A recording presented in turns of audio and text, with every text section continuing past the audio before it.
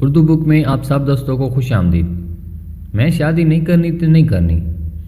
ابا میں بتا رہا ہوں آپ کو کہ میں نے نہیں کرنی کوئی منگنی شنگنی اس عالیہ سے۔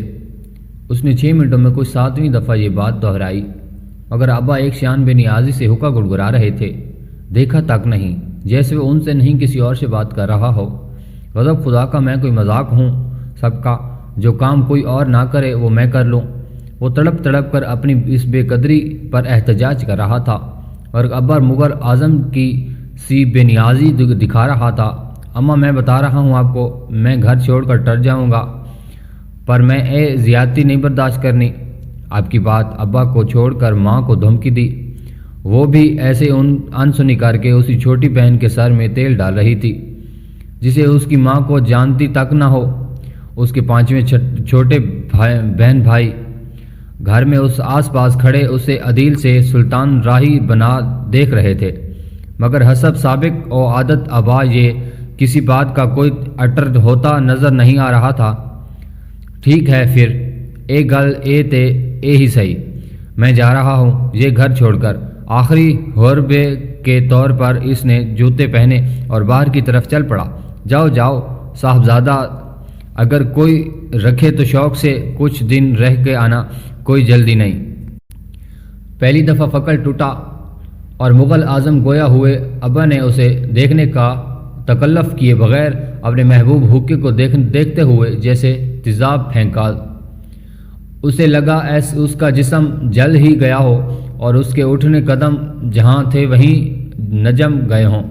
جس قدر وہ نخریلا تھا، خاندان میں کوئی بھی اسے ایک دن سے زیادہ نہ رکھتا، نہ ہی رکھ سکتا تھا۔ یہی بات ابا نے ہر برے وقت استعمال کی تھی۔ ساری غیرت کہیں غائب ہو گئی۔ باہر کے دروازے کے قریب لگے واش بیسن کی طرف مڑا، ٹونٹی کھولی اور گرم پانی منہ میں ڈالا۔ گرمیوں میں ٹینکی کا پانی بہت گرم ہوتا ہے، ڈال کے سخت پچھتایا، مگر یہی سب سے عمدہ مصروفیت ہو سکتی تھی۔ عدیل جا کے دہی لے لیا، دروازہ کھلنے والا ہے۔ اماں نے اس کے قدم جمے دیکھ کر نیا حکم سنایا، میں کوئی نہ جانا شانہ۔ ہاتھ ہوا میں نچا کہ ہاں اور باہر نکل گیا۔ بےعزتی تو ویسے ہی بھی ہو گئی تھی، ابا ذات کے چودھری تھے اور اس بات پر فخر کرتے بوڑھے ہو گئے تھے۔ فوج میں گئے اور وہاں حوالدار تھے جو ریٹائرڈ ہو کر گھر آ گئے۔ بقول ان کے فوج کی نوکری بڑی اوکھی تھی اور وہ ذات کے چودھری کیا تھا اگر فوج میں حوالدار تھے، مگر زیادہ دیر حکم برداشت نہیں کر سکتے تھے اور لکھ کے دے آئے۔ یہ اور بات کے خاندان والوں کے بقول وہ اماں سے دوری برداشت نہ کر سکے اور ریٹائرڈ ہو کر آ گئے، کیونکہ اماں اپنا کھلے صحن والا گھر چھوڑ کر چھوٹے چھوٹے کوارٹروں میں نہیں رہ سکتی تھی، اور اماں ابا مین مثالی محبت ہوا کرتی تھیں جس کی مثال انہیں کبھی نظر نہ آئی۔ خیر، اس سانحے کے تاریخ کے متعلق اتفاق نہیں پایا جاتا۔ پھر انہوں نے گھر آ کر فوج میں ہوئے ظلموں کا بدلہ اپنے 6 بچوں سے بھرپور لیا۔ اس معاملے میں بھی انہوں نے لوگوں کا کہا سچ کر دکھایا کہ پاکستان کی آبادی میں اضافے کے اصل ذمہ داری مولوی اور موچی ہیں۔ خیر، ان کی عادت تھی، گھر کا کوئی بھی فرد اگر کوئی کسی کام کو کرنے سے انکار کر دیتا تو پھر ابا یہ فرض تھا کہ کام اسی سے کروانا ہے۔ مثال کے طور پر ایک دفعہ اماں نے کہا کہ چودھری صاحب جاؤ جا کے بھنڈیاں ہی لے آؤ، آج بھنڈی گوشت پکاتے ہیں۔ اور عدیل سے چھوٹے عقیل کے منہ سے نکل گیا کہ اماں میں کیا روز ہریالی پکا لیتی ہوں، ہریالی تو جانور کھا رکھتے ہیں۔ اماں تو منہ کر منع کر دیا، مگر ابا نے اس ہریالی کھلا کے چھوڑی اور اس کے ساتھ باقی سب کو بھی، اور ہاں خود بھی کھائی۔ خیر، یہ تو پرانے زخم ہیں۔ موجود قصہ کچھ یوں تھا کہ پھپھو کی عالیہ کا رشتہ ہو رہا تھا، بلکہ ہو ہی گیا تھا کہ عید کے تیسرے دن منگنی تھی، مگر کل صبح کھٹارک ہو گیا اور اس کے سسرال والے کہہ رہے تھے کہ وہ پھپھو کے اکلوتے نئے محکمہ انہار میں ملازم ہونے والے سپوت کے پلے جواب میں نہیں اپنی بیٹی بھی ڈالیں گے مطلب وٹا سٹا کریں گے، مگر پھپھو نہ صرف انکار کر دیا بلکہ مرنا جینا ختم کر کے انہیں باہر کا راستہ بھی دکھایا۔ اس وقت تو رضیہ چھٹی بن گئی، مگر بعد میں غصہ کم ہوا تو احساس ہوا کہ بیٹی کا معاملہ خراب کر بیٹھی۔ پھر لگیں بیٹھ کے رونے دھونے اور واویلا کرنے۔ سارا خاندان جمع ہوا۔ وہاں کہیں ابا سرسری سا کہہ آئے کہ چلو دفع کرو، جو ہونا ہو گیا ہے، اب گھر میں ہی کسی بچے کو دیکھ کر دیتے ہیں۔ ویسے تو وہ شاید اس کسی بچے کے عدیل ہونے پہ لاکھ دفعہ اعتراض کرتی کہ وہ صدا کا نکما اور نخریلا تھا، مگر اب مجبوری تھی، اس لیے ٹیم رضامندی دے دی۔ یہی بات جب کل شام افطاری کے بعد ابا نے بھی حاضری سرسری سے انداز میں کی تو عدیل ایسے اچھلا جیسے سپرنگ پہ بیٹھا تھا، اور تب سے وہ سلطان راہی بنا احتجاج کر رہا تھا۔ ساتھ میں عالیہ کی ثانوی رنگت کا اپنے گورے رنگ کے ساتھ مقابلیتی تجزیہ پیش کرنے کے ساتھ ساتھ اپنی برائیوں کا اچھائیوں اور اس کی اچھائیوں کو برائیوں کے طور پر پیش کرنے کا سلسلہ جاری تھا، مگر اس کا احتجاج ابا کے سرسری ارادے کو اینٹ سے پتھر کیے دے رہا تھا۔ انہوں نے ایک نظر کرنا تو دور کی بات، حکومتی پالیسی کی طرح ہوک ریس کا علم بند ہوا تھا۔ عدیل کا احتجاج سخت سے سخت تر اور ابا کا رویہ بے پرواہی سے لاپرواہی کی طرف جا رہا تھا۔ حالات کی سمجھ نہ آ رہی تھی۔ ابا کا بھی آج تک کوئی سائنسدان کوئی حل نہ پیش کر سکا تھا۔ اب اسے ایک ہی صورت نظر آ رہی تھی کہ ابا یہ تعویذ کرا دے، ابا کے اوپر تعویذ کرانے کے بارے میں سوچنا اور باہر نکلنا۔ گھر سے نکل کر باہر گلی میں آیا۔ افطاری کے وقت کا رش تھا۔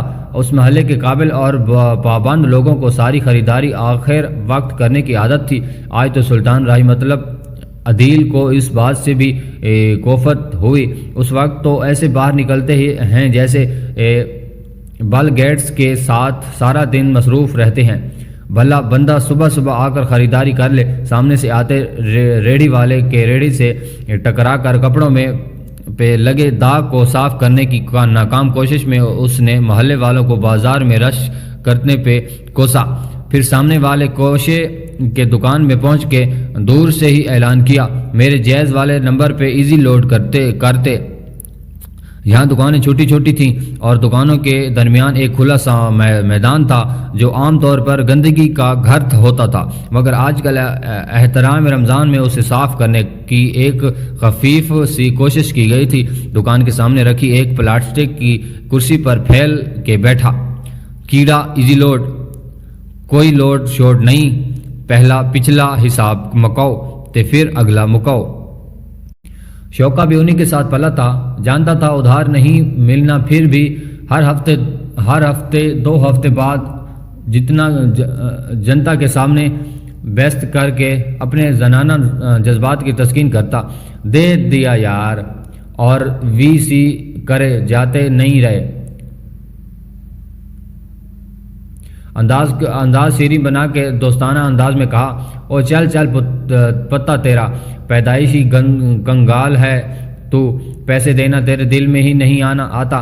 وہ بھی جانتا تھا عدیل کے پاس پیسے ہوتے ہی بھی تو وہ اسے نکلوانا مشکل تھا۔ وہ چل کر دے، آج ضروری کال کرنی ہے۔ میں اب تو لہجے میں امراؤ جان کا سا پیار تھا۔ اوے گل سن، شوقے نے اپنے کاؤنٹر پہ آگے ہو کے رازداری سے کہا کہ عدیل بھی آنکھیں پھاڑ آگے ہوا، توجہ بھرپور تھی۔ اے تو پچھلے محلے میں کی کرنے جانا ہے؟ اس کی بات سن کر ساری توجہ اور جوش جھاگ کے طرح بیٹھ گیا۔ اس کے پچھلے محلے جانے کی خبر یہاں بھی پہنچ گئی تھی۔ لوڈ کر دیتا؟ سوالیہ پوچھا۔ اس کے ہاں کے جواب میں انداز واپس روکھا بنا لیا اور احسان فراموشی کے ماؤنٹ ایورسٹ میں پہنچ گیا۔ نہ تو کیوں دساں؟ شوقہ بھی اس کے گرگٹ کی طرح آنکھیں بدلنے پر مدزا ہوا۔ کیا تھا جو وہ کوئی چاٹ پٹی کہانی اسے بھی سنا دیتا؟ سارا دن دکان پہ بیٹھ کی کہانیاں سنتے کی عادت ہو پڑ چکی تھی۔ عدیل جتنا سادہ تو لگتا ہے نا، اتنا تو ہے نہیں۔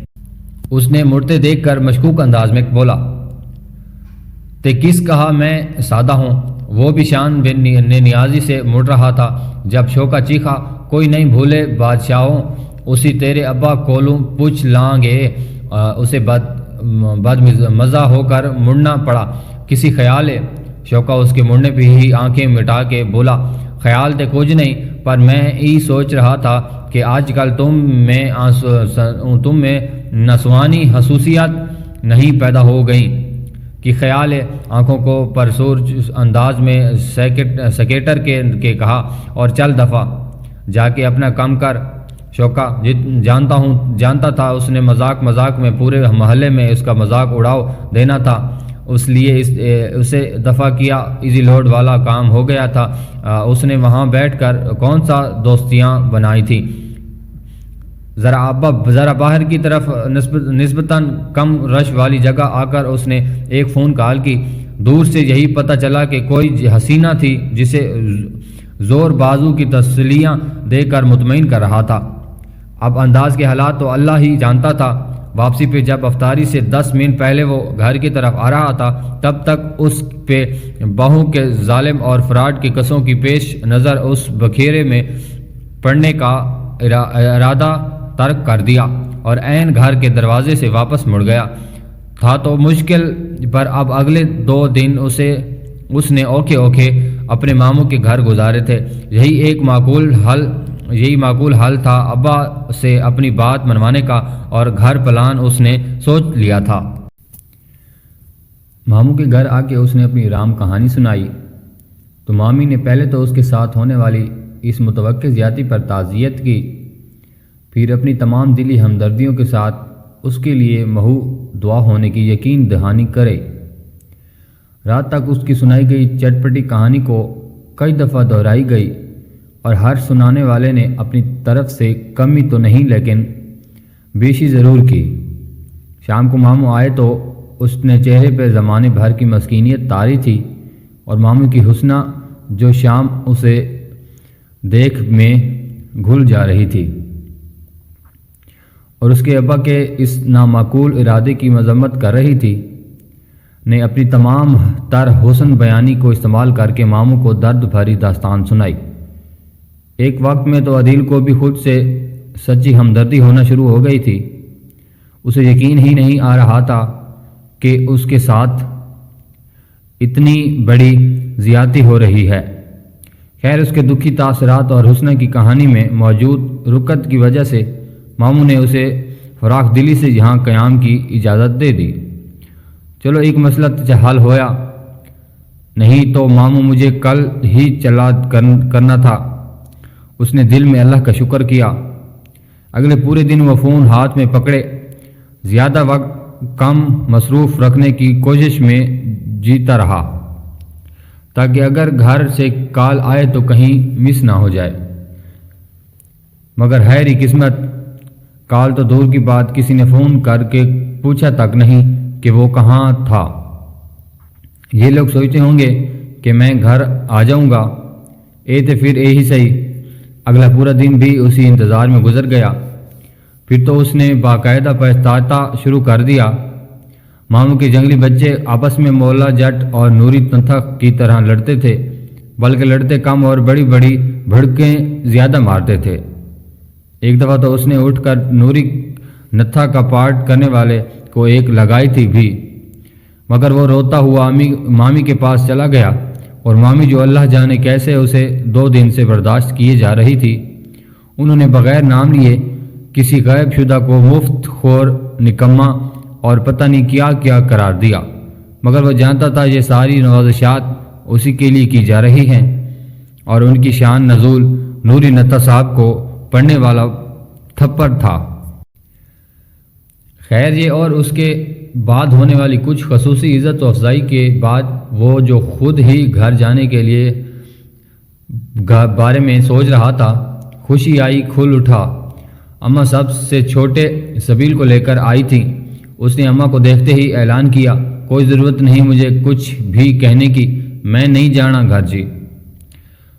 شوہر نے ہی دور سے ہی دائیں ہاتھ ہوا میں نچایا تے نہ جا، تینو لینے کون آیا ہے؟ اماں آرام سے کہتی۔ اندر آخر صوفے پہ بیٹھ گئی اور گرمی کی وجہ سے چادر اتارنے لگی۔ میں تو بچیوں کو عیدی دینے آئی ہوں، اس دفعہ عید پر مشکل ہی آنا ہوا۔ وہ اطمینان سے صوفے پر پیڈسٹل فین کا منہ اس کی طرف موڑ کر اپنی طرف کر لیا۔ اس نے بھی بد لحاظی سے دوبارہ اپنی طرف موڑا۔ ارے کس قدر بد لحاظ ہو تم، ماں کا خیال نہیں کہ اتنی گرمی میں روزہ رکھ کر آئی ہوں؟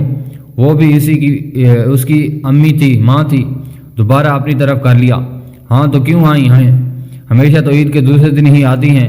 ادھر اس نے بیزاری سے کہا اور اٹھ کر پنکھے کے آگے کھڑا ہوا۔ جتنی گرمی تھی وہ ایک منٹ بھی پنکھے کے بغیر نہیں گزار سکتا تھا۔ ہاں اس دفعہ تو عید کے دوسرے دن گھر میں بہت مصروفیات ہو گئی تھی، وہ تھکے ہوئے انداز میں بولی۔ کیوں اس دفعہ عید میں چیف جسٹس کو گھر میں بلانے کا ارادہ ہے؟ وہ بھی عدیل تھا، بیزاری سے طنزاً کہا۔ ہائے کیا اچھا ہو اگر وہ ساڑھے گھر آئیں، پر میری ایسی قسمت کہاں۔ اس دفعہ عید کے دوسرے نکاح جو ہے تمہارا، حسرت سے بولی۔ آج کل وہ چیف جسٹس کی بڑی فین تھیں، شکر ہے ٹھنڈی آہ ہی بھری۔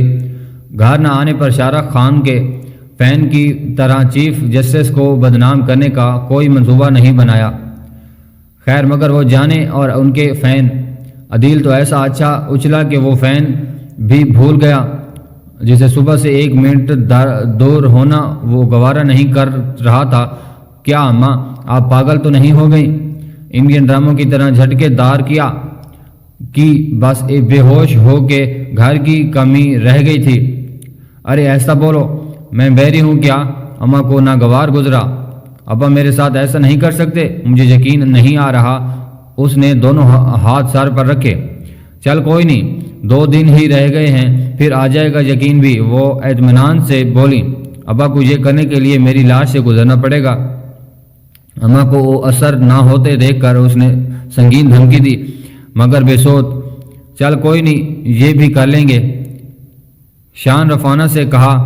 پھر شاید کہیں اے بچی کچی ممتا جاگی نہ میرے جھلے، تجھے نہیں پتہ اپنے باپ کا، الٹی مت ہے اس کی، جس کام سے منع کیا وہ اس فرض کر لینا ہے، پر تو نہیں سمجھے گا۔ اماں نے آخر میں اس کی نہ سمجھی کو کوسا تو اس کا دل چاہا کہ وہ اماں کی نہ سمجھی کو کوسیں۔ ہوگا تو وہیں جو میں چاہوں گا، اس نے دل میں سوچا۔ میں تو کہتی ہوں پتر چل گھر، جو ہونا تھا اتے ہو ہی گیا، کی ضرورت اے درد بدر بھڑکن دی۔ اماں نے آخر میں رازداری سے مشورہ دیا۔ نہیں میں بھی دیکھنا کہ کیسے میرے بغیر نکاح پڑھاتے ہیں۔ وہ عزم شے بولتے ہوئے ابھی کچھ دیر پہلے کا اپنا واپسی کا ارادہ بھول گیا۔ تو وہ کون سا بڑی گل ہے، انہوں نے خود ہی تمہارے طرف سے ولی وکیل بن کے غیبانہ نکاح پڑھا دیا۔ انہوں نے پتہ نہیں کیا کس کی ہمدردی میں کہا۔ یقیناً اماں نے اپنا ابن الوقتہ بلکہ بنت الوقتہ کا مظاہرہ کر کے ابا کے ساتھ اندرون خانہ اتحاد کر لیا تھا۔ میں تو کہتی ہوں اسے مشکوک نکاح سے بہتر تو چل کے خود ہی قبول ہے کہہ دے جا کر۔ اماں نے اس کی طرف آگے جھک کر خالص بھائی لوگوں کے انداز میں آنکھ دبا کر مشورہ دیا۔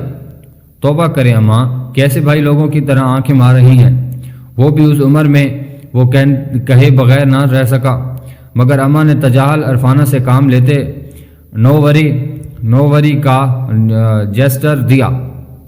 معاملات تو توقع سے زیادہ تیزی سے گمبھیر ہوتے جا رہے تھے۔ اس نے ذہن کا گھوڑا تیزی سے دوڑایا۔ آخر اس نے معاملہ اپنے ہاتھ میں ہی رکھنا تھا تو اس کے لیے سوچنا تو ضروری تھا۔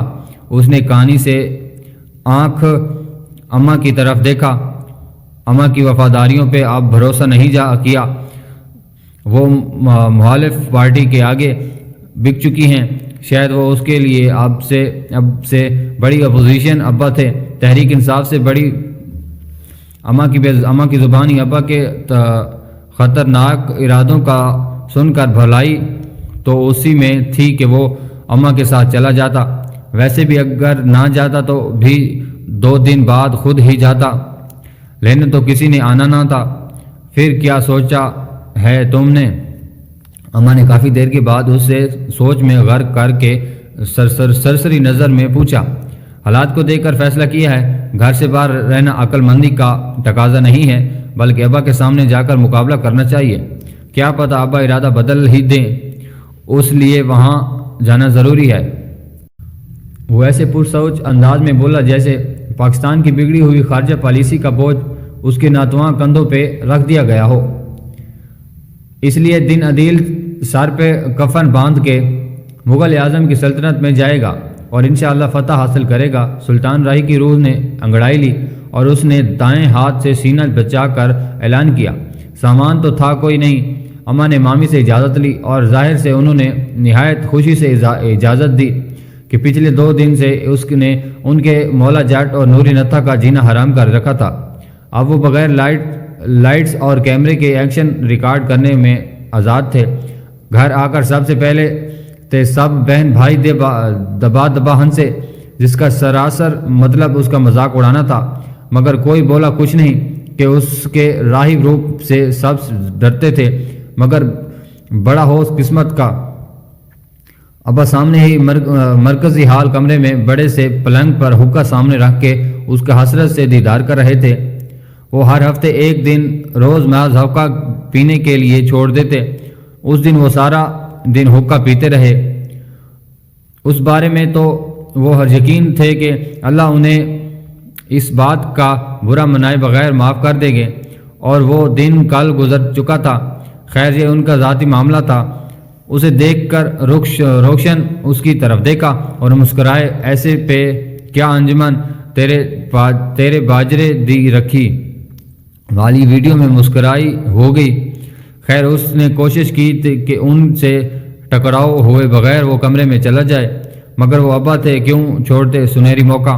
جلدی پدھارے ہیں آپ، بیڑا غرق ہو ان انڈین ڈراموں کا، ہماری بوڑھی جنریشن کو خراب کر دیا۔ ابا انڈین ڈراموں کے بھی شوقین تھے۔ اماں نے منتیں کی ہیں، میری ماں کا خیال نہ ہوتا تو آپ مرتے دم تک میری شکل کو ترستے۔ ماں کی عظمت کو سلام، اللہ مجھے لمبی عمر دے، تمہاری شکل دیکھنے کے لیے ترسنے کا برا وقت نہ آئے۔ چلو اچھا کیا 2 دن نکال آئے، یہ بھی بڑی بات ہے۔ اس کی بات پہ لعنت بھیج کر اپنے لیے دعا گو ہونے کے بعد ابا نے ٹریوی پہ زور دے کر اسے اگلا جوتا مارا۔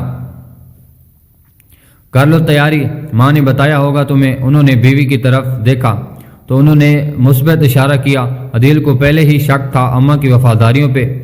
ہاں، اور میں نے بتا رہا دیا ہے، آپ باپ ہیں تو آپ بنائیں، ظالم جاگیردار نہیں، اور نہ ہی مجھ پہ صدا کا پالنے والا احسان جتنا۔ پالا ہے تو کوئی احسان نہیں کیا، جو پیدا کرتے وہ پالتے بھی ہیں، اس نے بدتمیزی سے کہا، مگر ابا ٹینشن نوٹ کی عملی تصویر بنے رہے۔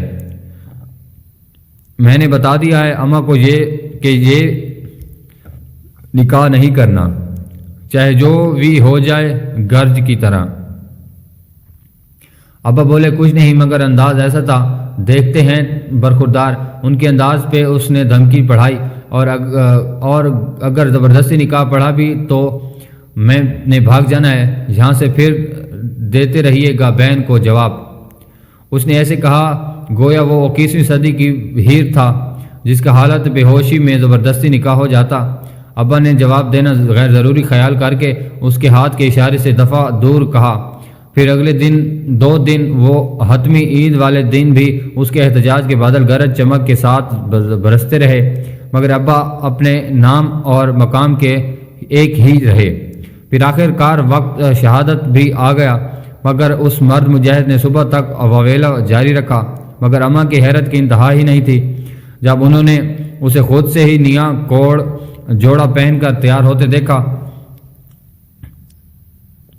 میں عدیل تو تے کہہ رہا سی کہ تو یہ کپڑے نہیں پہنے۔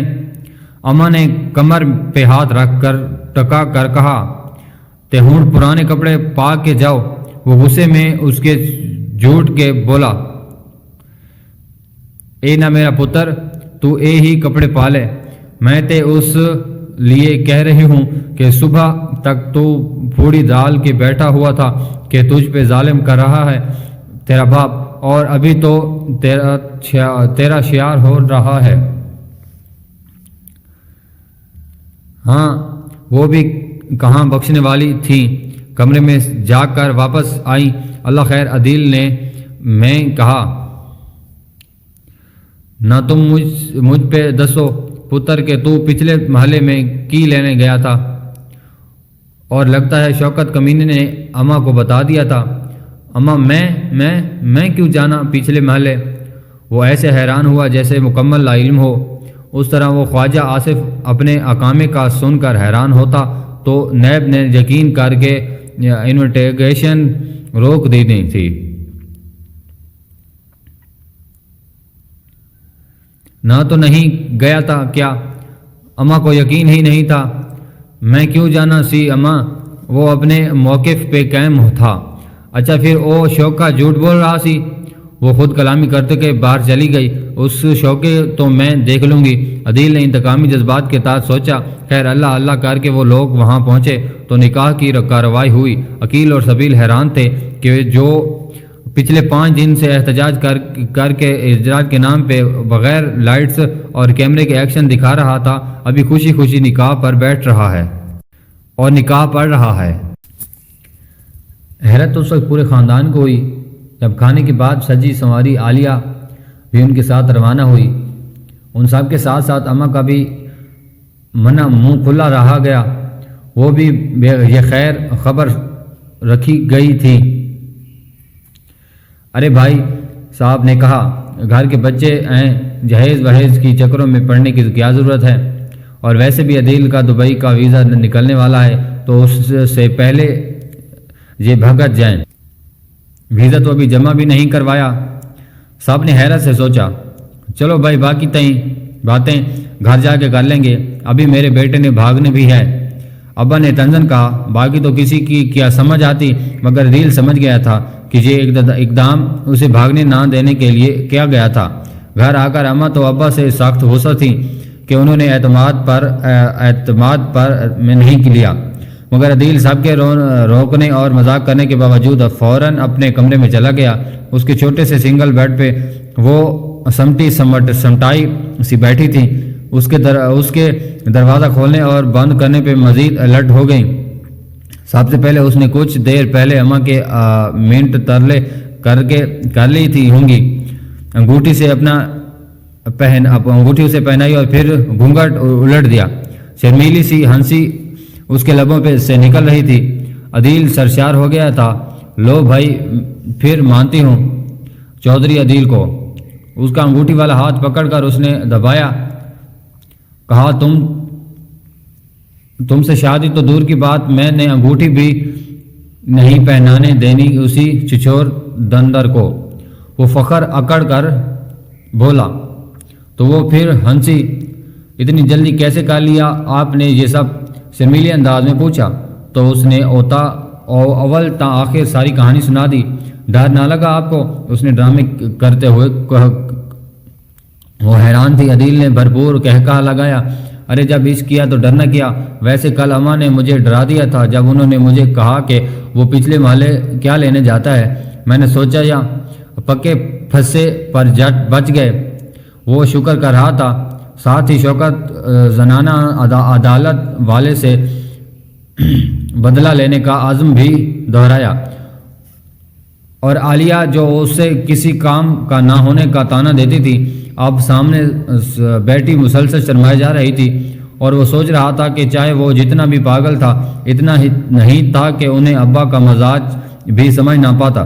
میں شادی کرنی نہیں کرنی عالیہ کے سامنے بیٹھے اسے ابا کے سامنے بولا گیا، اپنا ڈائیلاگ دیا تو اس نے کہکا لگایا۔